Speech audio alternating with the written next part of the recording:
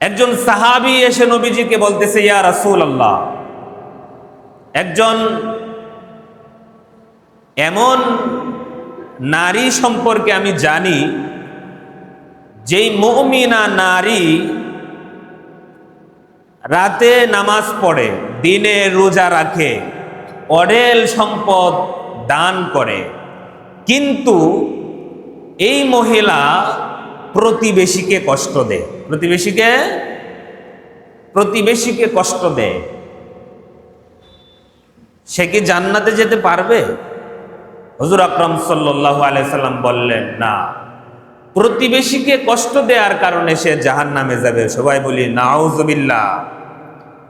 আবার সাহাবী জিজ্ঞেস করলেন, আরেকজন মুমিনা নারী সম্পর্কে আমি জানি যে নারী নামাজ, নফল নামাজ বেশি পড়ে না, নফল রোজাও বেশি রাখে না, মাঝে মাঝে নফল নামাজ, নফল রোজা রাখে,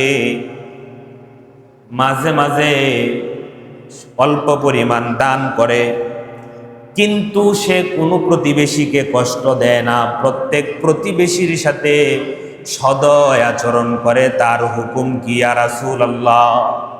নবীজি বলেন, প্রতিবেশীকে কষ্ট না দেওয়ার কারণে এই মহিলা জান্নাতে যাবে। সুবহানাল্লাহ। গোটা পৃথিবী, গোটা বিশ্ব, সকল মাখলুকাত আল্লাহ সুবহানাহু ওয়া তাআলার পরিবার, আল্লাহ সুবহানাহু ওয়া তাআলার পরিবার।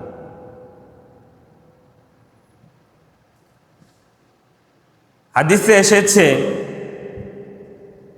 হুজুর আকরাম সাল্লাল্লাহু আলাইহি সাল্লাম বলেন, ইন্নাল্লাহা কাতাবাল ইহসানা, নিশ্চয়ই আল্লাহ সুবহানাহু ওয়া তাআলা বাধ্য করে দিয়েছেন, অত্যাবশ্যক করে দিয়েছেন, আলা কুল্লি শাই, প্রত্যেকটা জিনিসের উপর ইহসান করার।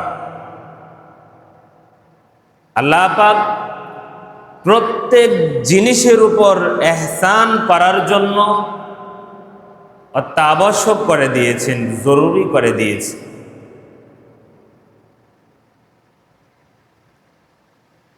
মানুষের সাথে মানুষ ইহসান করবে, সদয় আচরণ করবে। মানুষ প্রাণীদের সাথেও, জীবজন্তুদের সাথেও সদয় ইহসান করবে, সদয় আচরণ করবে।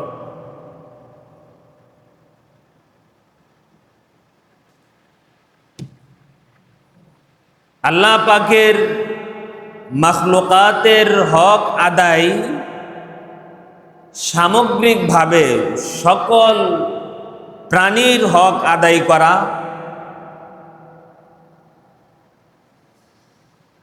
দ্বিতীয় নাম্বার মানুষের হক আদায় করা, সমস্ত মানুষের হক আদায় করা, তৃতীয় নাম্বার মুসলমানদের হক আদায় করা, মুসলমানের হক আদায় করা, চতুর্থ নাম্বার দায়িত্ব যেগুলো আপনার তত্ত্বাবধানে রয়েছে, আপনার আনুগত্যশীল যারা রয়েছে, আপনার পরিবার, তাদের হক আদায় করা, সকল প্রাণীর হক আদায় করা, সকল মানুষের হক আদায় করা, সকল মুসলমানের হক আদায় করা, এবং আপনাকে যারা অনুসরণ করে, আপনার আনুগত্য যারা করে, আপনার তত্ত্বাবধানে যারা রয়েছে, তাদের হক আদায় করা।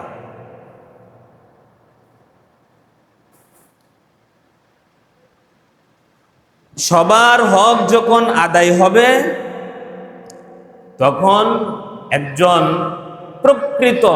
মানুষ প্রকৃত মুমিন হইতে পারে। বলি সুবহানাল্লাহ। কোন মুমিন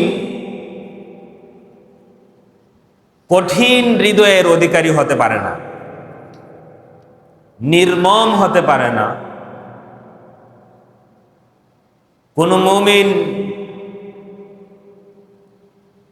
অন্য কোনো জীবজন্তু প্রাণীর সাথেও খারাপ আচরণ করতে পারেন। এটা মুমিনের গুণ নয়।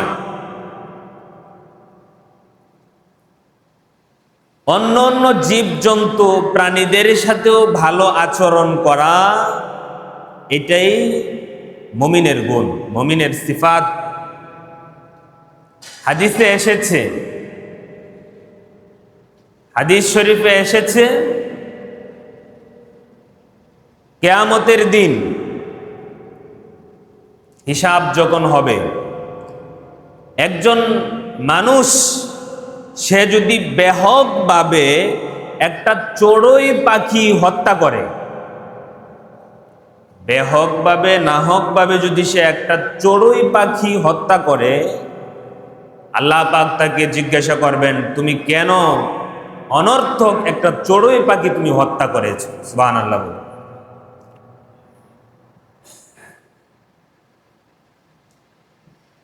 আমাদের জন্য যে সমস্ত প্রাণী খাওয়া আল্লাহ বৈধ করে দিয়েছেন, বিভিন্ন পাখি, জীবজন্তু, গরু, ছাগল,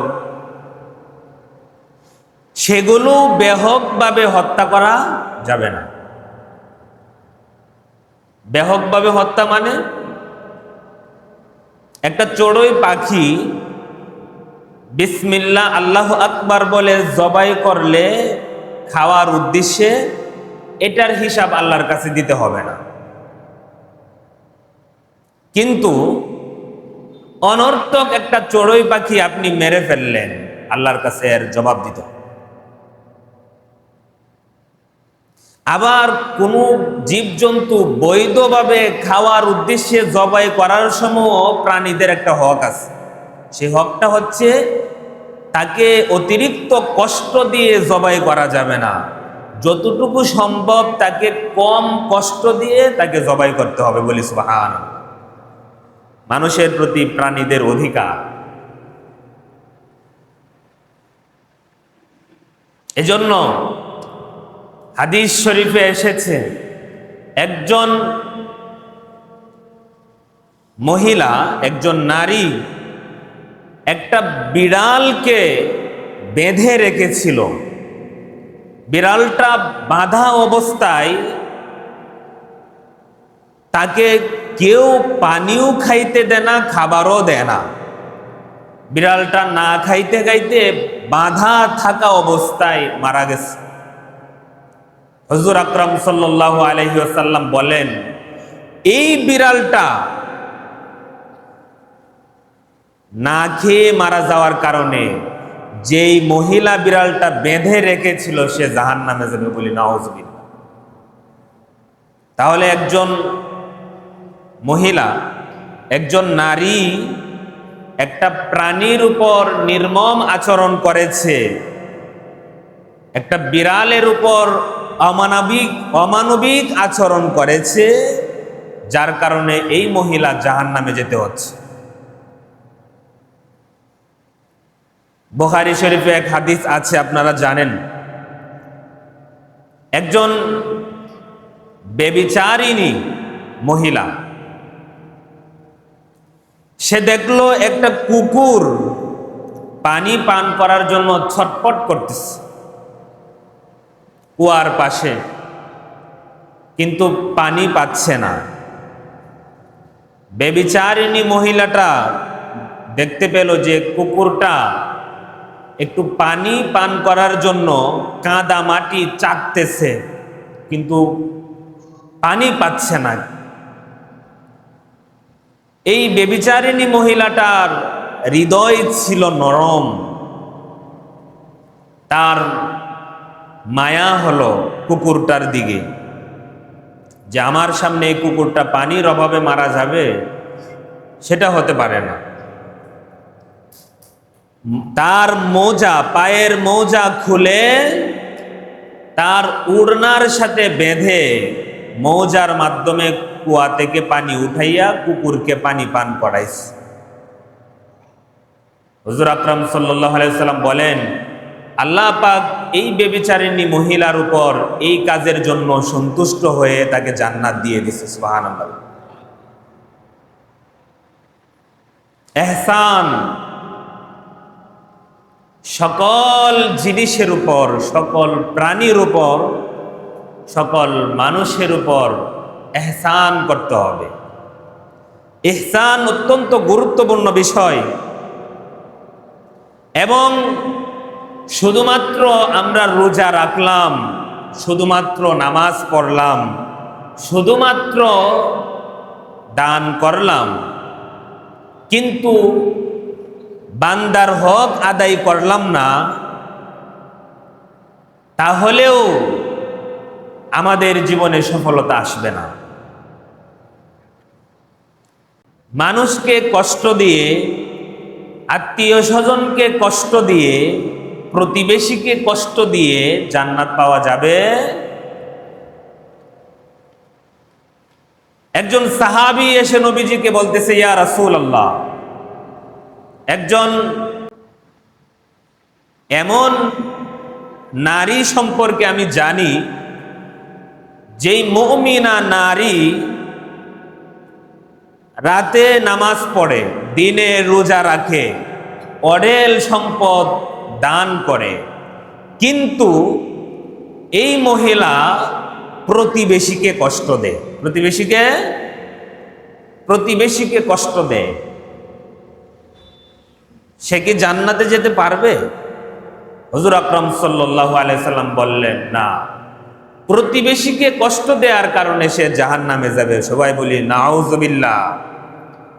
আবার সাহাবী জিজ্ঞেস করলেন, আরেকজন মুমিনা নারী সম্পর্কে আমি জানি, যেই নারী নামাজ, নফল নামাজ বেশি পড়ে না, নফল রোজাও বেশি রাখে না, মাঝে মাঝে নফল নামাজ, নফল রোজা রাখে, মাঝে মাঝে অল্প পরিমাণ দান করে, কিন্তু সে কোনো প্রতিবেশীকে কষ্ট দেয় না, প্রত্যেক প্রতিবেশীর সাথে সদয় আচরণ করে। তার হুকুম কি ইয়া রাসূলুল্লাহ? নবীজি বলেন, প্রতিবেশীকে কষ্ট না দেওয়ার কারণে এই মহিলা জান্নাতে যাবে। সুবহানাল্লাহ। মুহতারাম হাজিরিন, বান্দার হক অত্যন্ত গুরুত্বপূর্ণ। সেই বান্দার হকের মধ্যে আপনার প্রতিবেশী আছে, আপনার পরিবার আছে, আপনার আত্মীয় স্বজন আছে।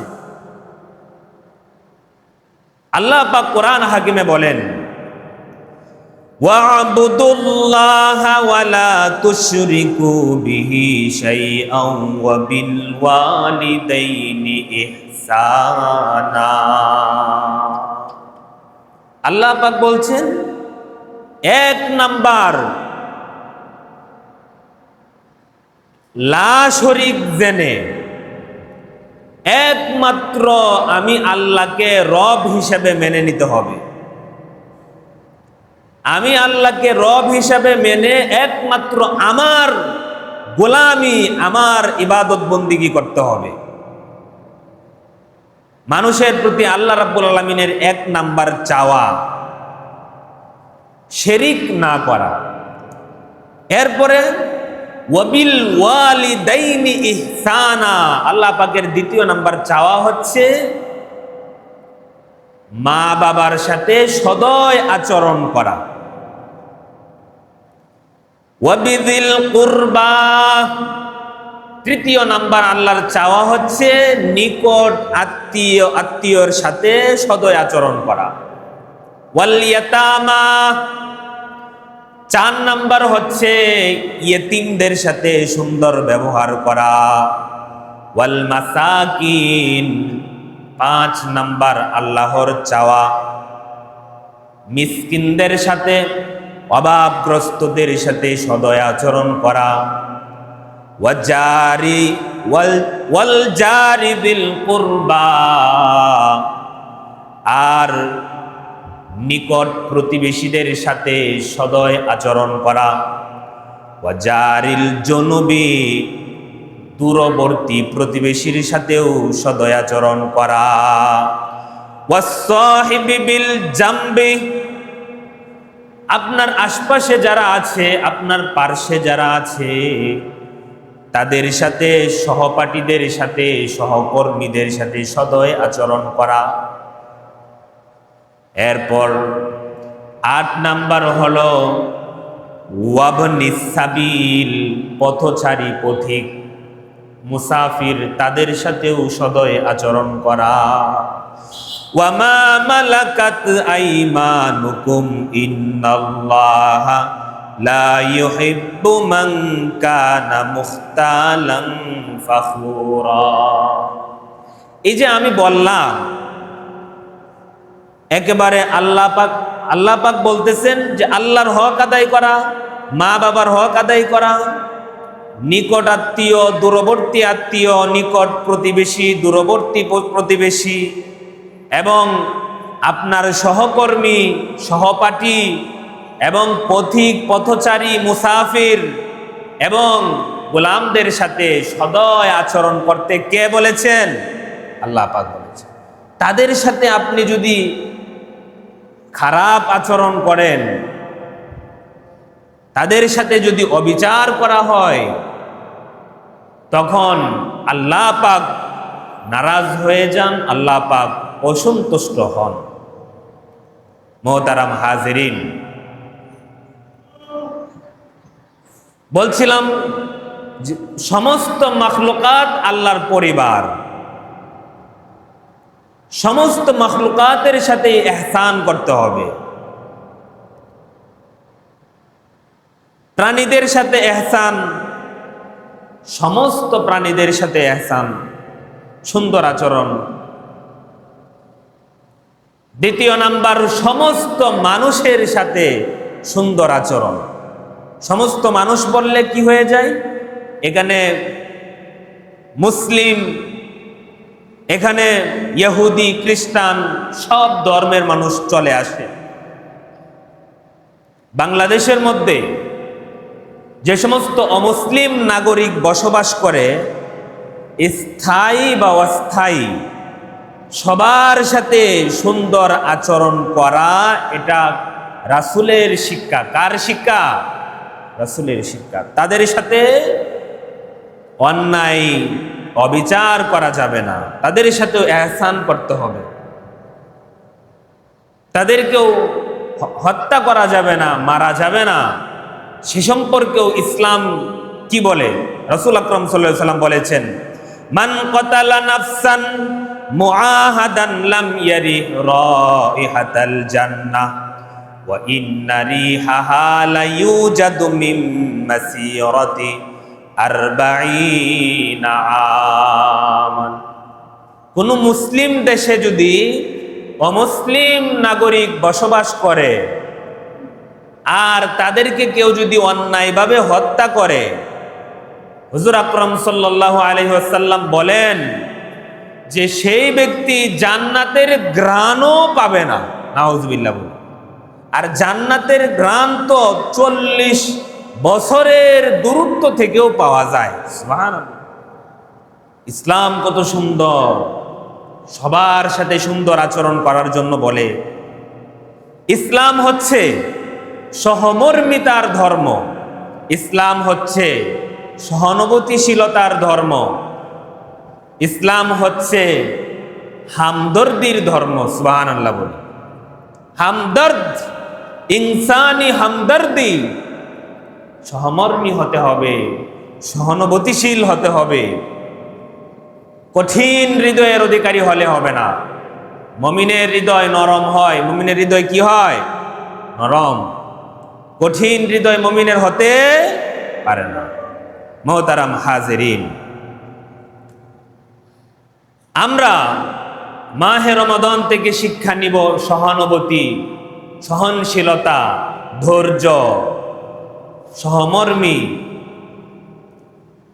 রমাদান থেকে আমরা শিক্ষা নিব নিজে সারাদিন উপবাস থেকেও অন্যকে খাওয়াইতে হয়, ইফতারি দিতে হয়। সুবহানাল্লাহ। হাদিস শরীফে এসেছে, হুজুর আকরাম সাল্লাল্লাহু আলাইহি ওয়াসাল্লাম বলেন, কোন মুমিন ব্যক্তি যে পেট ভরে খাইলো, পেট ভরে খাবার খেয়েছে, কিন্তু তার প্রতিবেশী ক্ষুধার্ত অবস্থায় ছিল, তার প্রতিবেশী খায় নাই, সে খোঁজ খবরও নেয় নাই। হুজুর আকরাম সাল্লাল্লাহু আলাইহি সাল্লাম বলেন, সে নিজেকে মুমিন দাবি করতে পারে, কিন্তু আমার নিকট সে মুমিন হতে পারে না। আমি পেট ভরে খাবো আর আমার প্রতিবেশী না খেয়ে থাকবে আর আমি মুমিন হব, সেটা হতে পারে। প্রতিবেশীর সাথে সুন্দর আচরণ করতে হয়। হুজুর আকরাম সাল্লাল্লাহু আলাইহি সাল্লাম বলেন, আন্নাহু জানান্তু, হুজুর আকরাম সাল্লাল্লাহু আলাইহি সাল্লাম বলেন, তো আমি তো ধারণা করলাম যে জিবরাইল আমিন প্রতিবেশী সম্পর্কে আমাকে এত বেশি উপদেশ, এত বেশি নসিহত, এত বেশি প্রতিবেশী সম্পর্কে সতর্ক করতে লাগলো যে আমি ভাবলাম সাইওয়ার রিসুহু, প্রতিবেশীকে নাকি অচিরেই ওয়ারিস বানিয়ে দেওয়া হবে বলে। সুবহানাল্লাহ। আমি ভাবলাম যে জিবরাইল আমিন প্রতিবেশী সম্পর্কে আমাকে এত সচেতন করতেছে, এত বেশি উপদেশ দিচ্ছে, আমি ভাবলাম সাইওয়ার রিসুহু, না জানি অচিরেই প্রতিবেশীকে আমার ওয়ারিস বানিয়ে দেওয়া হবে। আল্লাহু আকবার বলুন না। হুজুর আকরাম সাল্লাল্লাহু আলাইহি সাল্লাম বলেন, ওয়াল্লাহি লা ইউমিনু, ওয়াল্লাহি লা ইউমিনু, ওয়াল্লাহি লা ইউমিনু, আল্লাহর কসম সেই ব্যক্তি মুমিন নয়, আল্লাহর কসম সেই ব্যক্তি মুমিন নয়, আল্লাহর কসম সেই ব্যক্তি মুমিন নয়। ইলা ইয়া রাসূলুল্লাহ, সাহাবায়ে কেরাম প্রশ্ন করলেন, ইয়া রাসূলুল্লাহ, এই হতভাগা কে যার সম্পর্কে আপনি তিনবার বলেছেন সেই ব্যক্তি মুমিন নয়, সেই ব্যক্তি মুমিন নয়, সেই ব্যক্তি মুমিন নয়? নবীজি বলেন, সেই হতভাগা হচ্ছে যার কারণে প্রতিবেশী কষ্ট পায়। নাউজুবিল্লাহ বলি। অনেক নামাজি আছে, অনেক রোজাদার আছে, অনেক দানবীর আছে, কিন্তু প্রতিবেশীকে কষ্ট দেয়, আছে না নাই? রাসূল বলে, ওয়াল্লাহি লা ইউমিনু, ওয়াল্লাহি লা ইউমিনু, ওয়াল্লাহি লা ইউমিনু, তিনবার বলেছেন যে প্রতিবেশীকে যে কষ্ট দেয় সে মুমিনই হতে পারে নাই। আল্লাহু আকবার। ইসলাম কত সুন্দর জীবন ব্যবস্থা। এজন্য মুহতারাম হাজিরিন, আমাদের গোটা বিশ্বের মুসলমানরা আজকে অশান্তিতে আছে, অস্থিতিশীল পরিবেশে আছে। এর কারণ একমাত্র ইসলামী যেই শিক্ষা, ইসলামী যে সংস্কৃতি, ইসলামী যে তাহজিব তামাদ্দুন, সেটা তারা ভুলে গেছে। তারা কি করছে? সেটা ভুলে গিয়েছে। নিজেরা নিজেরা লড়াই করে, নিজেরা নিজেরা ঝগড়া করে, নিজেরা নিজেরা ফাসাদে লিপ্ত। অথচ আল্লাহ পাক কি বলেন? ইন্নামাল মুমিনুনা ইখওয়াতুন ফাআসলিহু বাইনা আখওয়াইকুম। আল্লাহ পাক বলতেছেন, ইন্নামাল মুমিনুনা ইখওয়া, সমস্ত মুমিনরা, সমস্ত মুসলমানরা পরস্পর ভাই ভাই। পরস্পর কি? ভাই। আপনি যদি নিজেকে মুমিন মনে করেন, মুসলমান মনে করেন, তাহলে আপনার প্রতিবেশী আরেকজন মুমিন, সে আপনার বংশের না হলেও সে আপনার ভাই। এই সার্টিফিকেট কে দিয়েছে? জোরে আওয়াজ দিয়ে বলে। আল্লাহ বলতেছে যে ইন্নামাল মুমিনুনা ইখওয়া, সমস্ত মুমিনরা পরস্পর ভাই ভাই। আল্লাহ সার্টিফিকেট দিছে, আরো কারো সার্টিফিকেট দিতে হবে? আল্লাহ পাক বলছে যে তোমরা সবাই ভাই ভাই। ফাআসলিহু বাইনা আখওয়াইকুম, অতএব তোমাদের ভ্রাতৃগণের মধ্যে সুসম্পর্ক প্রতিষ্ঠা করো। সুবহানাল্লাহ বলি। পরস্পর দুই মুসলমান ভাইয়ের মধ্যে কখনো কখনো ভুল বুঝাবুঝি হতে পারে, পারে না? দুনিয়াতে কোনো কিছু না বুঝলেও ভুল বুঝাবুঝিটা একটু বেশি হয়, ঠিক না বেঠি? আমরা কোনো কিছু না বুঝলেও ভুল বুঝাবুঝি ভালোই বুঝি। তাহলে ভুল বুঝাবুঝি হইলে করণীয় কি? মাঝে মাঝে ঝগড়া হইলে করণীয় কি? মাঝে মাঝে পরস্পরের মধ্যে দুই মুসলমানদের মধ্যে উচ্চবাচ্য হলে করণীয় কি? আল্লাহ পাক বলে দিয়েছেন, ফাআসলিহু বাইনা আখওয়াইকুম, এই দুইজন মুসলমানের মধ্যে তোমরা মীমাংসা করে দাও। সুবহানাল্লাহ বলি। খুব দ্রুত মীমাংসা করার জন্য বলছেন আল্লাহ পাক। দুইজন পরস্পরের মধ্যে কোনো ধরনের ভুল বুঝাবুঝি হলে আল্লাহ পাক বলছে তোমরা মীমাংসা করে দাও, সমাধান করে দাও, সমঝোতা করে দাও। কিন্তু আজকাল কি? আজকাল হচ্ছে দুইজন মুসলমান যদি ঝগড়া লাগে, তৃতীয় আরেকজন আইসা আরেকটু তেল ঢালে। জুড়ে বলেন ঠিক না বেঠিক? বলে, ওই তোমার মতো একজন মানুষকে এই কথাটা বলতে পারলো? তোমার হাত থাকতে তুমি এখনো বসে আছো, ঠিক না বেঠিক? এই ব্যক্তি কি মুসলমান হতে পারে? এই থার্ড পার্টি হচ্ছে শয়তান। এরা কারা? শয়তান, দুষ্ট। কিন্তু যে ব্যক্তি তৃতীয় পক্ষ হয়ে আইসা সমাধান করে সে প্রকৃত মুমিন। সুবহানাল্লাহ বলি। এমনও কি রাসূল আকরাম সাল্লাল্লাহু আলাইহি ওয়াসাল্লাম বলেন, শোনেন রাসূল আকরাম সাল্লাল্লাহু আলাইহি ওয়াসাল্লাম কি বলতেছেন? ওয়ামান তারাকাল মিরাআ ওয়া হুয়া মুহিক্কুন বুনিয়া লাহু ফি ওয়াসাতিহাল জান্নাহ। আওয়াজ দিয়ে সবাই সুবহানাল্লাহ বলেন। এটার অর্থ আরো জোরে সুবহানাল্লাহ বললে পরে বলবো। সুবহানাল্লাহ বলেন। বলা হয়েছে কি জানেন? যে দুইজন ব্যক্তির মধ্যে যখন সমস্যা দেখা দেয়, দুইজন ব্যক্তির মধ্যে যখন কি দেখা দেয়? সমস্যা দেখা দেয়। ধরেন আমি আমাদের জনাব নুরুজ্জামান ভাইয়ের কাছে 500 টাকা পাই। কত টাকা পাই? 500 টাকা।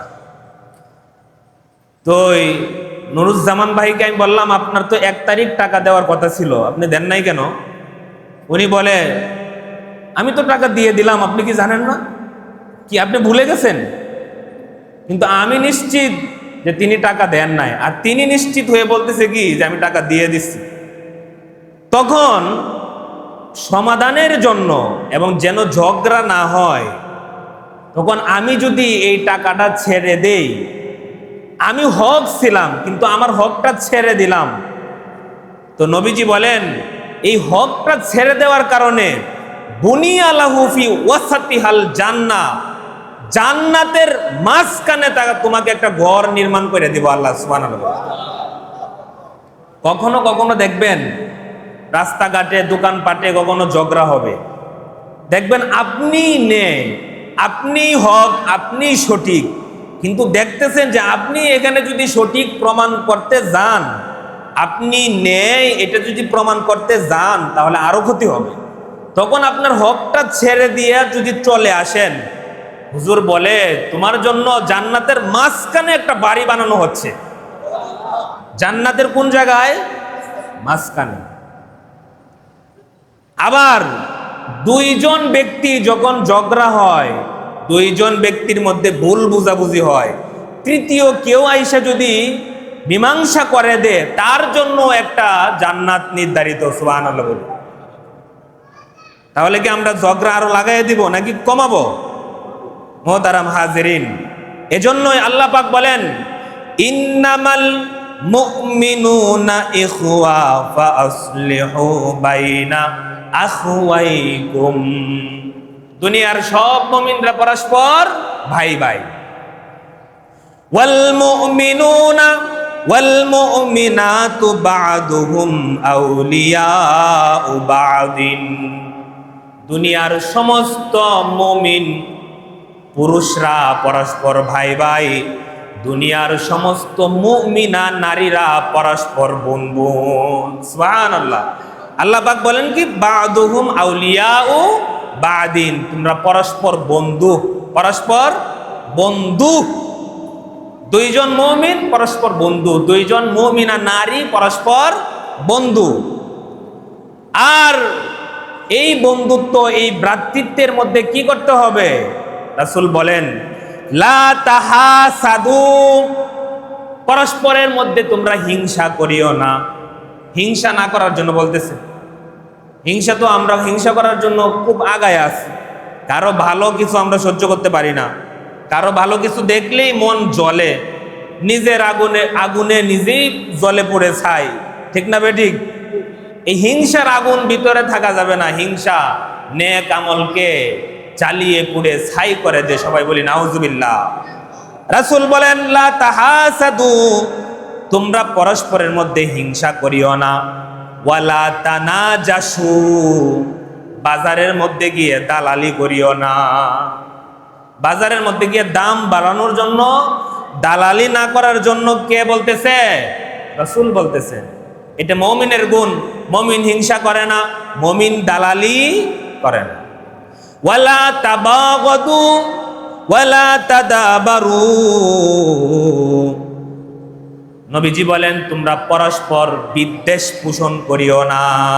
বিদ্বেষ জিয়ে রাখা যাবে না, কারো প্রতি দীর্ঘ সময় বিদ্বেষ জিয়ে রাখা যাবে না।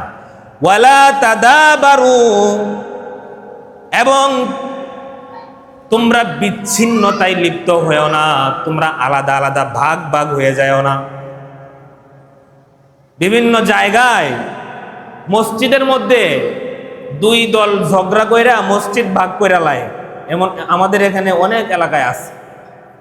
মসজিদে বলে যে বিভিন্ন বিষয়ে ঝগড়া কইরা তারা দুইটা তিনটা চারটা মসজিদ বানায়, যদিও সমাজে একটা মসজিদ হইলেই যথেষ্ট।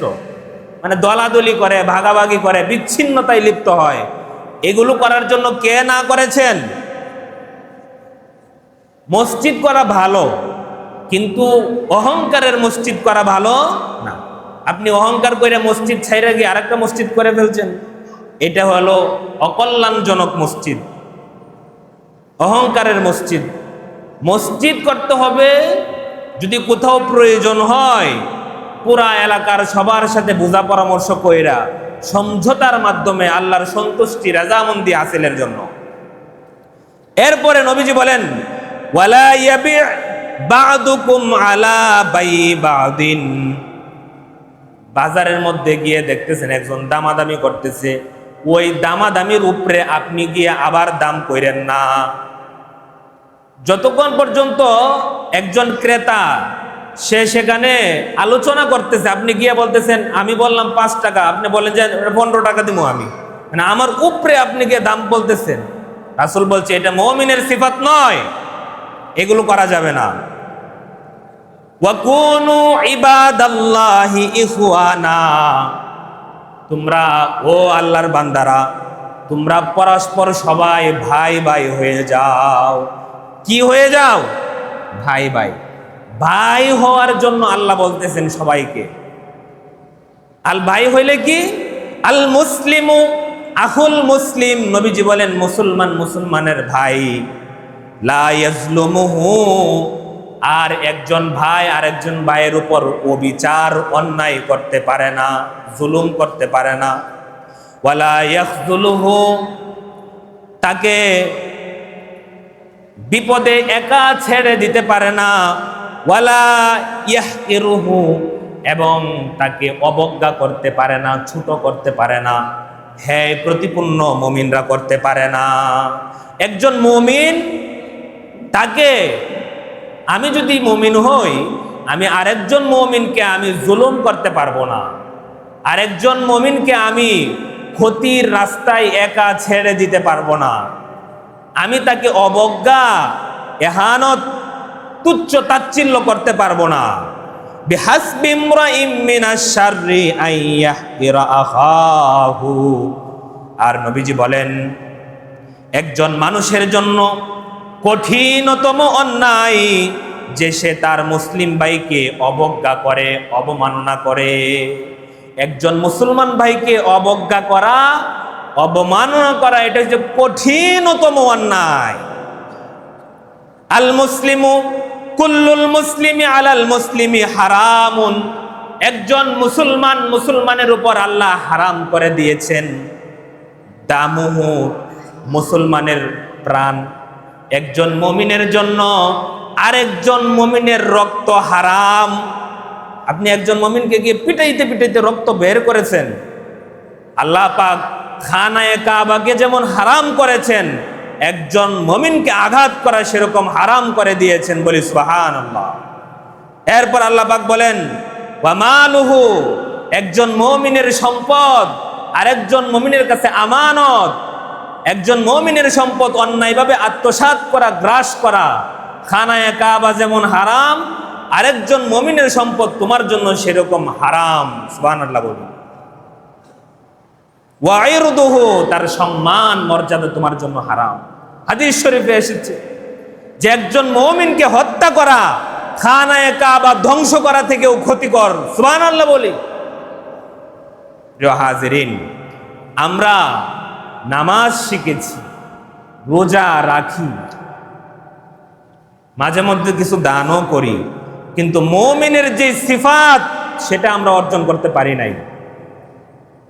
রোজা বছরে 1 মাস, 5 ওয়াক্ত নামাজ দিনে রাতে 5 বার, যাকাত বছরে 1 বার, হজ জীবনে 1 বার।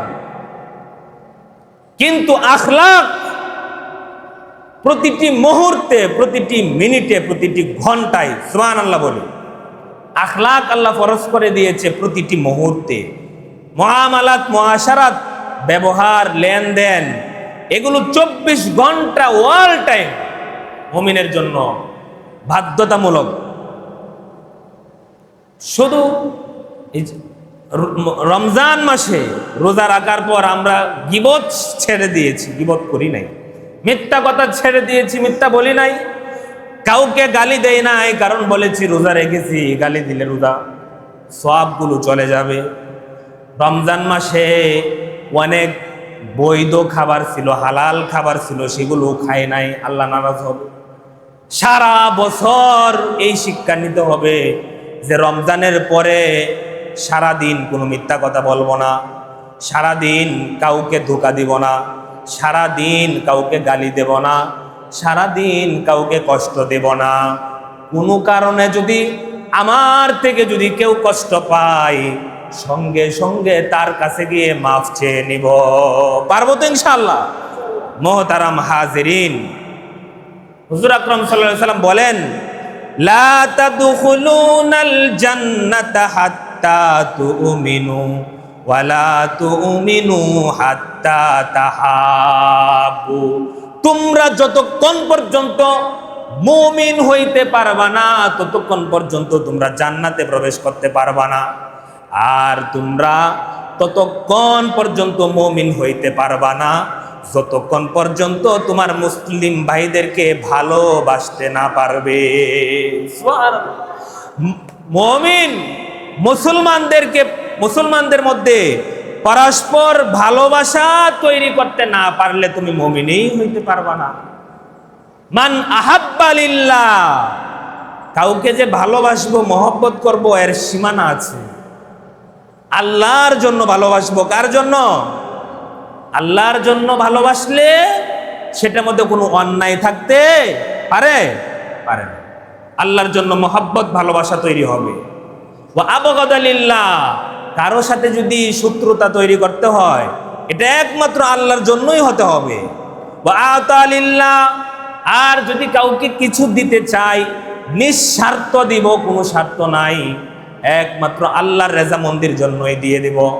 ওয়া মান আলিল্লাহ, কাউকে যদি কিছু না দিতে চাই, সেটাও একমাত্র আল্লাহর জন্যই দেব না। জানি যে একটা লোক, এরে টাকা দিলে গাঞ্জা খাইবো, কি খাইবো, তো এই লোককে আমি টাকা দিচ্ছি না কি জন্য? আল্লাহর জন্য। ফাকাদ ইসতাকমালাল ঈমান, এই বিষয়গুলো যখন তোমরা পালন করবে, এই বিষয়গুলো যখন তোমাদের মধ্যে চলে আসবে, তখন তোমরা কামেল মুমিন হতে পারবে। সুবহানাল্লাহ। মোহতারাম হাজিরিন, দিন হচ্ছে কল্যাণকামিতা। দিন হচ্ছে কি কল্যাণ। আল্লাহ রাসূল বলছেন আদ-দীনুন নসিহা, দিনই কল্যাণকামিতা। ইসলাম কল্যাণকামিতার ধর্ম, ইসলাম সহানুভূতির ধর্ম, ইসলাম দয়ার দানশীলতার ধর্ম। একটু আওয়াজ দিয়ে বলি সুবহানাল্লাহ। মোহতারাম হাজিরিন, হযরত তামিম দারি রাদিয়াল্লাহু তাআলা আনহু বলেন, নবীজি সাল্লাল্লাহু আলাইহি সাল্লাম বলেছেন আদ-দীনুন নসিহা, আদ-দীনুন নসিহা, দিন হচ্ছে কল্যাণকামিতা। সাহাবায়ে কেরাম প্রশ্ন করলেন, কার জন্য কল্যাণ কামনা করব? নবীজি বলেন, আল্লাহর জন্য, তার কিতাবের জন্য, তার রাসূলের জন্য এবং সমস্ত মুসলমানদের জন্য এবং মুসলিম শাসকদের জন্য কল্যাণ কামনা করা। সুবহানাল্লাহ বলি। কল্যাণকামিতা কার জন্য? আল্লাহর জন্য, তার কিতাবের জন্য, তার রাসূলের জন্য, সমস্ত মুসলমানদের জন্য এবং মুসলিম শাসকদের জন্য। সাহাবায়ে কেরাম, মুহাদ্দিসিনে কেরামগণ বলেছেন যে আল্লাহর জন্য কল্যাণকামিতা কি? আল্লাহর জন্য কল্যাণকামিতা হচ্ছে একমাত্র লা শরীক জেনে একমাত্র আল্লাহ সুবহানাহু ওয়া তাআলার ইবাদত বন্দেগী করা। কোনো শরীক নাই আল্লাহর। তাওহীদ, একাত্মবাদের উপর বিশ্বাসী হয়ে আল্লাহর ইবাদত বন্দেগী করা, এটা হচ্ছে আল্লাহর জন্য কল্যাণকামিতা। তার কিতাবের জন্য কল্যাণকামিতা মানে কোরআন হাকিমকে বিশুদ্ধভাবে শিক্ষা করা এবং সেই অনুযায়ী জীবন যাপন করা। রাসূলের জন্য কল্যাণকামিতা মানে রাসূলের উপর দুরূদ পড়া এবং রাসূলের সকল আদেশ নিষেধ মেনে চলা। সুবহানাল্লাহ বলি। সমস্ত মুসলমানদের জন্য কল্যাণকামিতা মানে হচ্ছে যে আমি নিজের জন্য যেটা ভালো মনে করি আরেকজন মুসলমানের জন্য সেটাও ভালো মনে করতে হবে। নিজের জন্য যেটা অপছন্দ করি অন্য আরেকজন মুসলমানের জন্য সেটাই অপছন্দ করতে হবে। এটাই হচ্ছে সমস্ত মুসলমানদের জন্য কল্যাণকামিতা।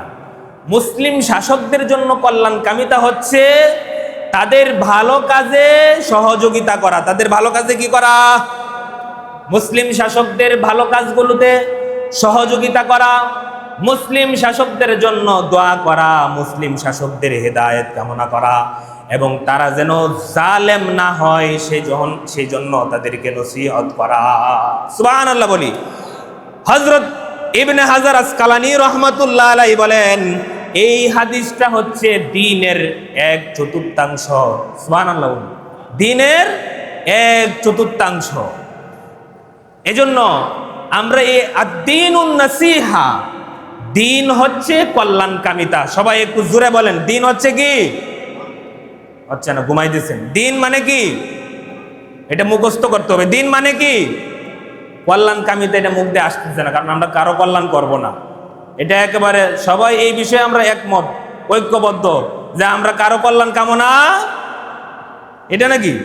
তো বলেন দিন মানে কি? আরো জোরে, দিন মানে কি?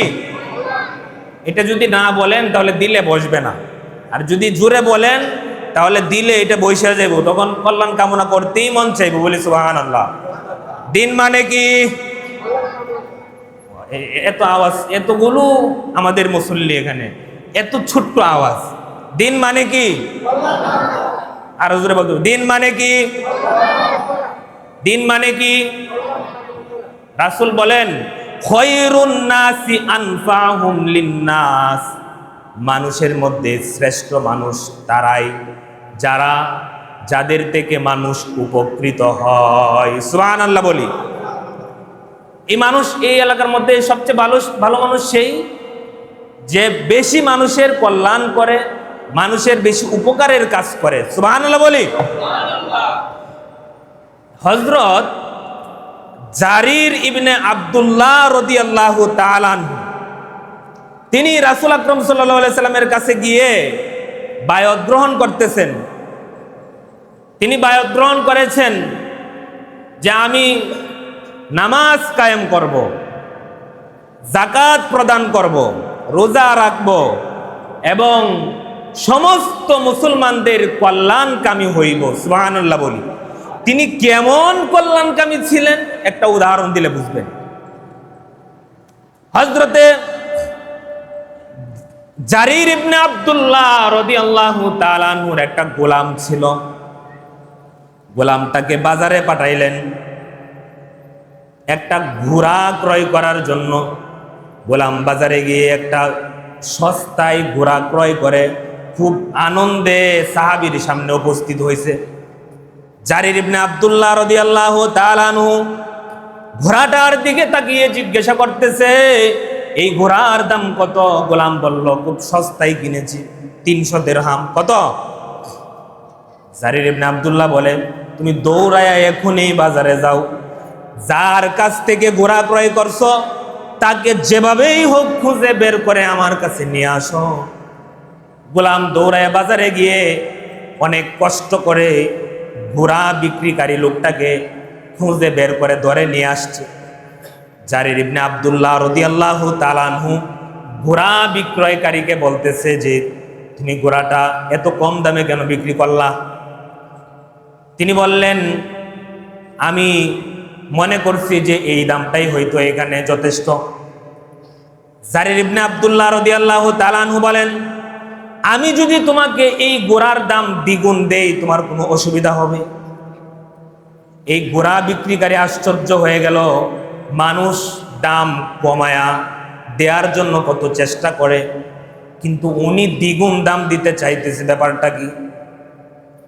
জারির ইবনে আব্দুল্লাহ রাদিয়াল্লাহু আনহু তিনি বলেন, আমি তোমার চেহারা দেখেই বুঝতে পারছি তুমি কোনো গ্রাম্য ব্যক্তি, এই শহরে প্রথম এসেছো। এই ঘোড়ার প্রকৃত দাম কত তুমি জানো না, যার জন্য সস্তায় ঘোড়াটা বিক্রি করে দিছো। প্রকৃত তোমার ঘোড়ার দাম হচ্ছে 900 দিরহাম। এই ধরো তোমার 900 দিরহাম, তুমি নিয়ে যাও। সুবহানাল্লাহ। গোলাম বলতেছে, এটা আপনি কি করলেন? জারির ইবনে আব্দুল্লাহ বলে, আমি তো রাসূলের কাছে বায়াত গ্রহণ করেছি এই জন্য যে আমি সমস্ত মুসলমানদের জন্য কল্যাণকামী হব, আর সস্তায় এই ঘোড়াটা আমি কিনা আমি আরেকজন মুসলমানদেরকে প্রকৃত দাম থেকে বঞ্চিত করতে চাই না। সুবহানাল্লাহ।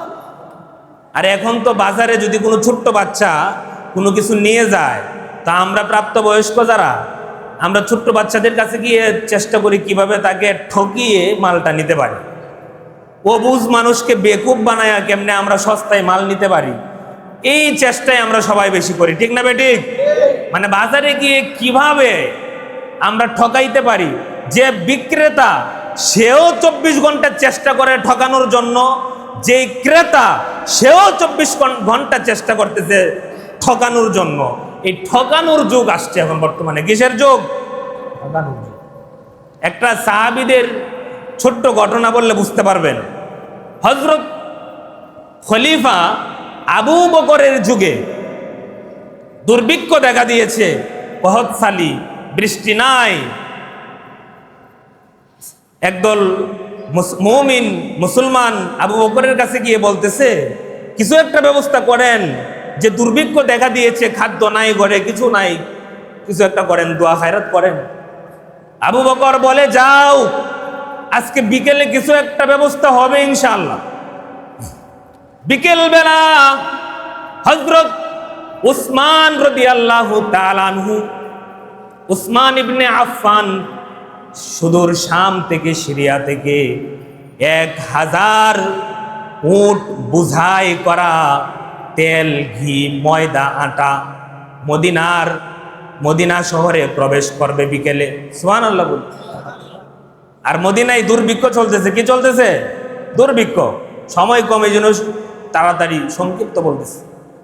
দুর্ভিক্ষ চলতেছে, আর এই মুহূর্তে বাণিজ্যিক কাফেলা আসছে উসমানের, সুদূর শাম থেকে, সিরিয়া থেকে 1000 উট বুঝাই করা ঘি, তেল, আটা।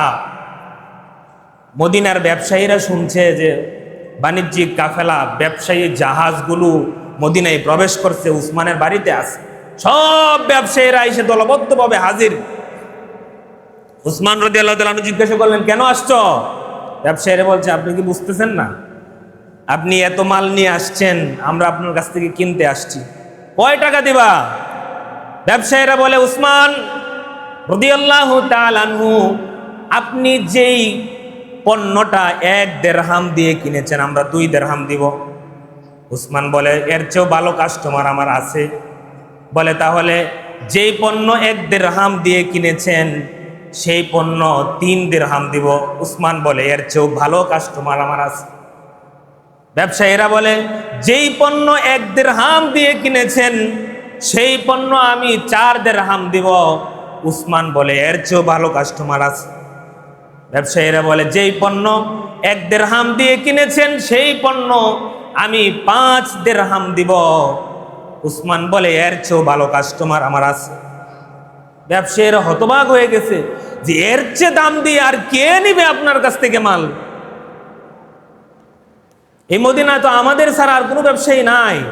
আপনি যদি আমাদের কাছে এই মালগুলো বিক্রি করেন তাহলে এগুলো বাজারে উঠানোর পর দুর্ভিক্ষ কেটে যাবে। উসমান রাদিয়াল্লাহু তাআলা আনহু বলতেছেন, যদি এর চেয়ে বেশি দিতে পারো দেও, নাইলে যাও।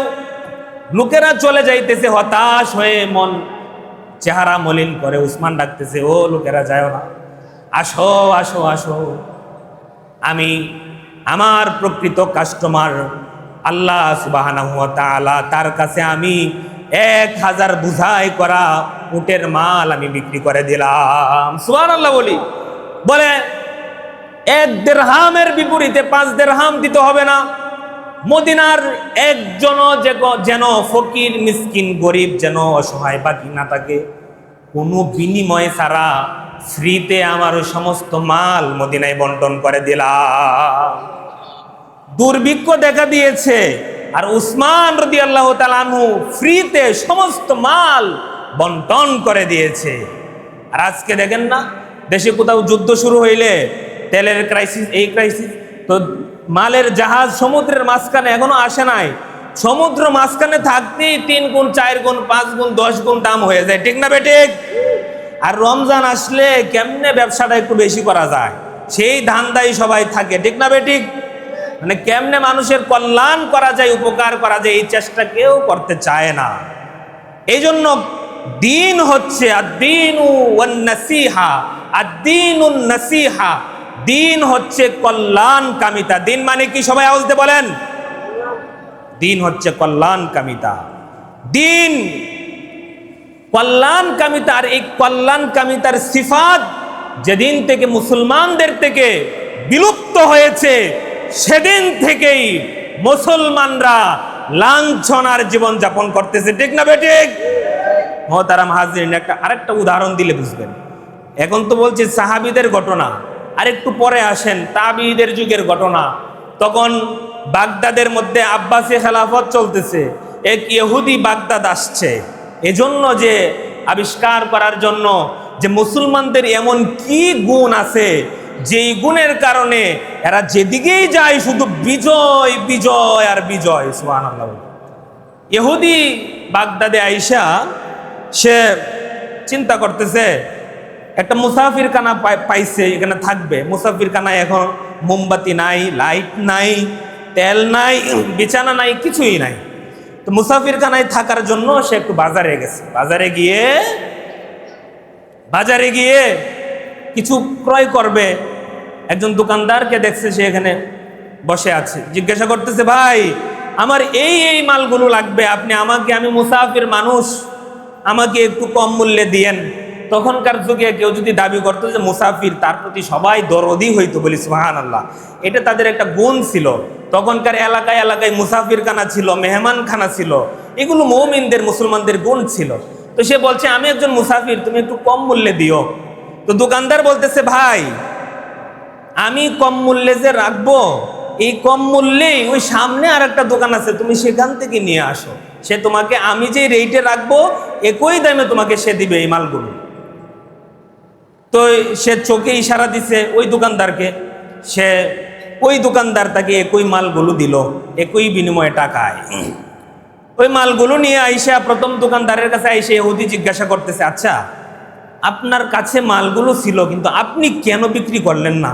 সামনে দোকানদারকে কেন দেখাইয়া দিলেন? দোকানদার বলতেছে, দেখো আজকে সারাদিন যেই ক্রয় বিক্রয় আমার দোকানে হয়েছে এগুলোতে আলহামদুলিল্লাহ আজকে চলার জন্য আমার যথেষ্ট, কিন্তু সামনের দোকানদার সে বেশি আজকে ক্রয় বিক্রয় করতে পারে নাই, তার কেনাকাটা কম হয়েছে, এজন্য আমি চাইলাম সে যেন একটু বিক্রয় বেশি করতে পারে, এজন্য তার দিকে আমি পাঠিয়ে দিলাম, তার দিকে তোমাকে আমি নিযুক্ত করলাম যে তুমি সেখান থেকে মালগুলো নিয়ে আসো। ইহুদি চিন্তা করতেছে যে আজায়েব, আশ্চর্য, এজন্যই তো মুসলমানরা যেখানেই যায় সেখানে বিজয় লাভ করে, যে একজন দোকানদার আরেকজন মুমিন দোকানদারের প্রতি কত সহমর্মী, কত সহানুভূতিশীল, যে নিজে বিক্রি না করে আরেক দোকানদারের দিকে দেখাইয়া দিছে। জোরে আওয়াজ দিয়ে বলি সুবহানাল্লাহ। এইটা ছিল মুমিনের গুণ, মুমিনের সিফাত। আল মুসলিমুনা কারুজুলি ওয়াহিদিন, বিশ্বের সকল মুসলমানরা যেন একটাই দেহ, একটাই বদন। ইনিস্তাকা আইনুহু, আর একই শরীরের যখন কেউ চোখে আঘাত পায় তাহলে গোটা শরীর ব্যথা করে, যন্ত্রণা করে। ইস্তাকা কুল্লুহু ওয়া ইন ইস্তাকা রাসুহু ইস্তাকা কুল্লুহু, আর কারো যখন মাথায় ব্যথা হয় সমগ্র শরীর ব্যথা করে। ঠিক মুসলমানরা সেই রকম ফিলিস্তিনের মুসলমানরা কষ্ট পাইলেও বাংলাদেশের মুসলমানরাও কষ্ট পাইতে হবে, কারণ মুসলমানদের দেহ কয়টা? দুইটা। মুসলমানদের দেহ কয়টা? একটা। এটাই রাসূল বুঝাইছে যে তোমার চোখ ব্যথা হইলে যেমন গোটা শরীরের যন্ত্রণা, মাথা ব্যথা করলে গোটা শরীরের যন্ত্রণা, ঠিক তদ্রূপ কোনো মুসলমান যদি কোথাও কষ্ট পায় তাহলে সবার ব্যথার কারণ হইতে হবে, সবার যন্ত্রণার কারণ হইতে হবে। এবং রাসূল বলেন, আল মুসলিমু মান সালিম আল মুসলিমুনা মিন লিসানি ওয়া ইয়াদিহি, মুসলমান, প্রকৃত মুসলমান সে যার মুখ থেকে এবং যার হাত থেকে অপর মুসলমান নিরাপদ থাকে। সুবহানাল্লাহ বলি। মানুষ পরস্পরকে কষ্ট দেয় দুইভাবে। কয়ভাবে? এক নাম্বার, রোজার দিন গলা গেছে শুকায়, এক নাম্বার মুখ দিয়ে কষ্ট দেয় মানুষ, জবানের মাধ্যমে। যদিও আমরা এটা বুঝি, কিন্তু বুঝেও মানুষকে মাঝে মধ্যে কষ্ট দেই। মেরে জবানু কলম সে কিসি কা দিল না দুখে, किसी को शिकवा ना हो जेर आसमां मुझसे। কবি বলেন যে আমার জবান দিয়ে, আমার কলম দিয়ে এই আসমানের নিচে কেউ যেন কষ্ট না পায়। সুবহানাল্লাহ। রাসূলও এটা বলতেছে যে তোমার জবান এবং হাত দিয়ে কেউ যেন কষ্ট না পায়, তাহলেই প্রকৃত মুসলমান হইতে পারবা। আর মানুষ ক্ষতিগ্রস্ত হয় এবং কষ্ট পায় দুইটা জিনিস দিয়ে, একটা মুখ দিয়ে আর একটা হাত দিয়ে। মুখ দিয়ে এমন কথা বললাম যে কথা তীরের থেকেও ধারালো, কষ্ট পায় গেল আরেকজন।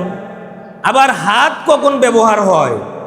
হাত চুরির জন্য ব্যবহার হয়, হাত অন্যায়ভাবে মানুষের সম্পদ গ্রাস করার জন্য ব্যবহার হয়, হাত মানুষকে আঘাত করার জন্য ব্যবহার হয়। এই হাত আর জবান, এই দুইটা যদি নিয়ন্ত্রণে থাকে তাহলে অনেক মুসলমান আমাদের থেকে নিরাপদ হয়ে যাবে ইনশাআল্লাহ। মোহতারাম হাজিরিন, আল্লাহ পাক শুধুমাত্র জিকির আজকার করার জন্য মানুষ সৃষ্টি করে নাই। জিকির আজকার তাসবিহ তাহলিলের জন্য আল্লাহর ফেরেশতার অভাব ছিল না। এজন্যই কবি বলে, দর্দ দিল কে ওয়াস্তে इंसान को पैदा किया वरना तौअत के लिए कुछ कम न थे कुर्बिया। दर्द दिल के वास्ते पैदा किया इंसान को, দরদি হওয়ার জন্য, হামদর্দি হওয়ার জন্য, মানুষের দুঃখ কষ্ট বেদনা বুঝার জন্য আল্লাহ মানুষ বানাইছে। বলি সুবহানাল্লাহ। वरना तौअत के लिए कुछ कम न थे कुर्बिया, নয়তো জিকির করার জন্য, তাসবির জন্য আল্লাহর মাখলুকাতের কোনো কমতি ছিল না। সহানুভূতি, সহমর্মী এবং দরদ, এটা মুমিনের গুণ, মুমিনের সিফাত। এবং মানুষের সিফাত। মোহতারাম হাজিরিন, हकीकत में वही कामिल शिकस्ता दिल जिसे हासिल बहुत तौलब खुदा मिलता शिकस्ता दिल नहीं मिलता। অনেক মানুষ আল্লাহকে পাওয়ার জন্য রাত দিন সেজদায় অবনত, কিন্তু हकीकत में वही कामिल शिकस्ता दिल जिसे हासिल, কিন্তু প্রকৃতপক্ষে সেই কামেল পরিপূর্ণ যার ভগ্ন হৃদয় আছে, যে মানুষের দুঃখ কষ্ট, মানুষের বেদনা বুঝতে পারে, উপলব্ধি করতে পারে। সুবহানাল্লাহ বলি। हकीकत में वही कामिल शिकस्ता दिल जिसे हासिल। এরকম মানুষের কল্যাণকামিতার জন্য যদি আমি ঘটনা বলি, সারা দিন সারা রাত বলা যাবে যে এটি মুমিনের সিফাত ছিল। আরেকটা ছোট্ট কথা বলে আমি আজকের আলোচনাটা শেষ করে দিব। রমজান মাস, বাড়িতে গিয়ে খাবার খাবেন না, বিয়ে শাদিও নাই, এত টেনশনের কিছু নাই। আজকে একটু সময়, কয়েক মিনিট বেশি যাবে। খুতবাতে জুলফিকারের মধ্যে শেখ জুলফিকার আলী নকশবন্দি রহমাতুল্লাহ আলাই তিনি একটা আজীব ঘটনা নিয়ে আসছেন। সেই ঘটনাটা হচ্ছে, মুসলমানদের সোনালী যুগে মুসলমানরা পরস্পরের মধ্যে সহানুভূতিশীল কেমন ছিল। দেখেন, একজন মুসলমান জায়গা বিক্রি করছে, বাড়ি বিক্রি, বাড়ি। আরেক মুসলমান কিনছে, কেনার পর এই বাড়ি মাটি খনন করছে। খনন করতে গিয়ে দেখে মাটির গভীরে একটা স্বর্ণের কলস। কিসের কলস? স্বর্ণের কলস। যে বিক্রি করছে জায়গা সেও মুসলমান, যে কিনছে সেও মুসলমান। যে কিনছে এই কলস নিয়ে এখন পেরেশানিতে পড়ে গেছে। আয় হায় রে, এই স্বর্ণের কলসটা মনে হয় জায়গা যিনি বিক্রি করেছে তার বাপদাদারা গোপন করে রেখেছিল, কিন্তু সন্তানের কাছে বলতে মনে নাই, না বলেই মারা গেছে। তাড়াতাড়ি স্বর্ণের কলস মাথায় লইয়া জায়গা যিনি বিক্রি করেছে তার বাড়ির সামনে গিয়ে উপস্থিত, যা বলতেছে, আসেননি? বাড়িওয়ালা, হ্যাঁ আসি। যে আপনার বাড়িতে একটা স্বর্ণের কলস পাইছি, এই স্বর্ণের কলসটা আপনাকে বুঝাইয়া দেওয়ার জন্য আসছি। জায়গা বিক্রিকারী বলতেছে, কি আশ্চর্য ব্যাপার, এই স্বর্ণের কলসের মালিক তুমি আমার জন্য কেন নিয়ে আসছো? বলে, আমি কেমনে হইলাম? মাটির গভীরে পাইলাম, আপনার বাপদাদারা রাইখা গেছিল, এটা তো আপনাদেরই সম্পদ, আপনারই নিতে হবে। ও বলে, না, এটা আমি নিয়া কিয়ামতের দিন আল্লাহর কাছে আমি গ্রেফতার হতে চাই না। হয়তো আমার হিসাব দিতে হবে যে এটার মালিক তুমি ছিলা, আমি কেন নিলাম। আমি আল্লাহকে ভয় করি। কাকে ভয় করি? দেখেন, জায়গা বিক্রিকারী স্বর্ণের কলস নিতে চাইতেছে না। বলে, হ্যাঁ, যুক্তি দিতেছে, দেখো জায়গা যে বিক্রি করলাম, এইখানে গাছ আছে, গাছগুলো মালিককে। জায়গা ক্রয়কারী বলতেছে আমি। গাছে যে ফল আসছে এগুলোর মালিককে? আমি। তাহলে মাটির নিচে স্বর্ণের কলস পাইলা, এটার মালিকও তুমি। সুবহানাল্লাহ বলি। সেই যুগটা কেমন ছিল দেখেন, যে স্বর্ণের কলস নিয়ে ঠেলাটিলি চলতেছে। কি চলতেছে? ঠেলাটিলি। কেউই নিতে চায় না। আর আমাদের যুগে হইলে টানাটানি হইল। কি হইল? আওয়াজ দিয়ে বলেন। মানে সেই যুগটা কেমন ছিল, মুসলমানরা এই জন্যই তখন বিজয়ী ছিল। সেই যুগে স্বর্ণের কলস নিয়ে ঠেলাটিলি কেউ নিতে চায় না। আর এই যুগে হইলে মারামারি টানাটানি হইতো। দুজন গেছে ইসলামী আদালতে, কাজী। কাজী মানে বিচারক তখনকার, যে মামলা করছে, এই স্বর্ণের কলস এই মালিক প্রকৃত উনি নিতে চায় না। তো কাজী, সেও কি সুন্দর কাজী দেখেন, সে ফাইসালা দিল। সব কিছু শোনার পর সে জিজ্ঞাসা করতেছে, আচ্ছা বাদী, তোমার ছেলে আছে? হ্যাঁ আছে। বয়স কত? এত। বিবাদী, তোমার মেয়ে আছে? হ্যাঁ আছে। তোমার মেয়ের বয়স কত? বলে এত। দেখো, তোমাদের দুইজনের মধ্যে আমানতের একটা কুফু পাওয়া গেছে। আমানতের কুফু ঈমান, আমানতদারিতা যার আছে তার ইমানদারিত্ব আছে, সে মুমিন। আর তোমাদের দুজনের মধ্যেই স্বর্ণের চেয়েও দামি একটা কুফু পাওয়া গেছে, গুণ পাওয়া গেছে। তোমাদের ছেলে মেয়েদেরকে পরস্পর বিয়ে দিয়ে দাও, কারণ তোমাদের মতো আমানতদার ব্যক্তিরা পরস্পর আত্মীয় হওয়াটা খুব জরুরি। সুবহানাল্লাহ বলি। তোমাদের দুজনের ছেলে মেয়ে যদি বিয়ে হয়, এরপর স্বর্ণের কলসটাকে ছেলে মেয়ের মধ্যে তোমরা দিয়ে দিবা, তারা দুইজনে মিলে স্বর্ণের কলস নিয়ে যাবে। সুবহানাল্লাহ। তখনকার যুগে মানুষ চেহারা সুরত দেখতো না, আত্মীয় করতো মানুষের আমানতদারিতা দেখে, সততা দেখে। আর এখনকার মেয়েরাও যার ক্ষমতা আছে এর পিছনে ছুটে, যার টাকা আছে এর পিছনে ছুটে। কিন্তু তখনকার মেয়েরা কে সৎ, কে আমানতদার, কে সুপুরুষ, তাদের জন্য তারা পাগল ছিল। সুবহানাল্লাহ বলি। আর এখন দেখবেন এখনকার মেয়েরা কত বাজে হয়ে গেছে, এদের নিজেদেরও নাই দিনদারিতা, ধার্মিকতা, বুজুর্গি। এরা কে আছে ইউনু, কে আছে ওসি, ডিসি, এসপি, কে আছে বড় টাকাওয়ালা, এদের পিছনে এরা সারাদিন ঘুরে, এদের প্রশংসা করে। আওয়াজ দিয়ে বলি নাউজুবিল্লাহ।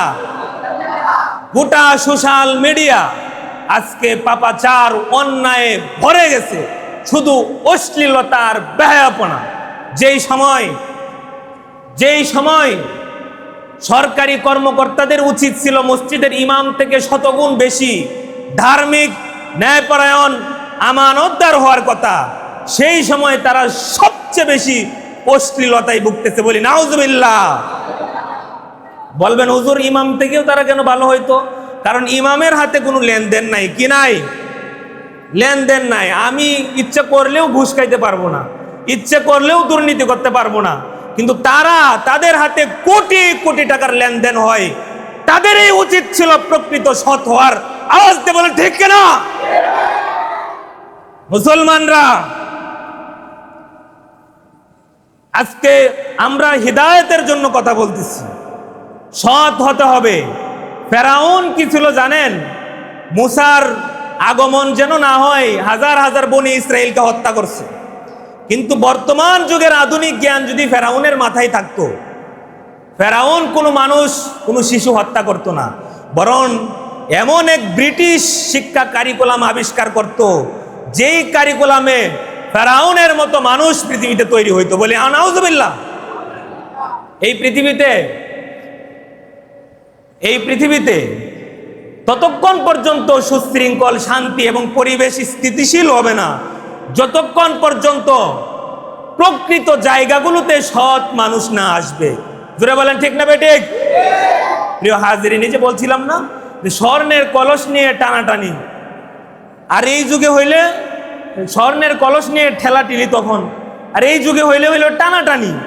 আর কাজী হিসাবও কেমন কি সুন্দর ফাইসালা দিছে যে বলছি কি তোমরা আত্মীয় করো। আর বর্তমান যুগের কাজী হইলেও তোমাদের কারো নিতে হবে না, দেলাও আমারে। ঠিক না বেঠিক?